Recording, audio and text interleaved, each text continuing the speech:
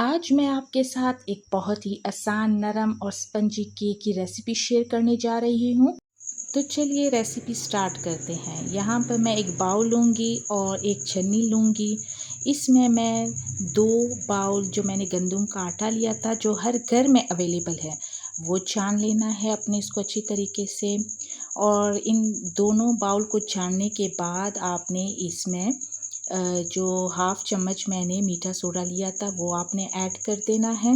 और ये है 2 चम्मच जो है वो बेकिंग पाउडर वो ऐड कर देना है और इसको भी अच्छी तरह से छान लेना है। अब हम इस बाउल को अच्छी तरीके से जो इसमें अज़्ज़ा शामिल थे इसको मिक्स करेंगे और इसको एक साइड पे रख देंगे। और यहाँ पर मैं ब्लेंडर जूसर लूँगी और इसमें मैं ये एक बाउल जो है मेरे पास ऑयल है वो ऐड करूँगी, शुगर लिया है वो ऐड करूँगी और 3 अदद जो है वो अंडे शामिल करूँगी। इन तमाम अज़्ज़ा को मैं अच्छी तरह से ब्लेंड कर दूँगी।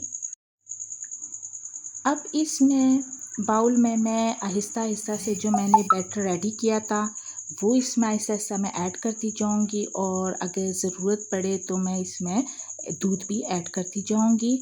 और इसका जो बैटर हमने रेडी करना है, वो रिबन नुमा रेडी करना है, ठीक है। और यहाँ पर मैं अब एक मोल्ड लूँगी और उसमें मैंने थोड़ा-सा ऑयल स्प्रेड किया है और थोड़ा-सा खुश्क आटा लिया है, वो भी स्प्रेड किया है। और स्प्रेड करने के बाद जो बैटर मेरा रेडी हो चुका था, अब मैं इसमें ऐड कर दूँगी और इसको टैप टैप करके ताकि ये बिल्कुल यकसा हो जाए ये बैटर। इसको मैं अब ओवन में रख दूँगी 180 डिग्री पर।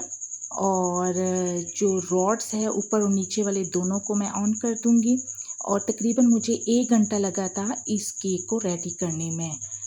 तो ये देखिए हमारा केक रेडी हो गया है। अगर आपको वीडियो थोड़ी सी भी पसंद आ गई हो तो चैनल को सब्सक्राइब करना मत भूलिए। Take care, bye bye.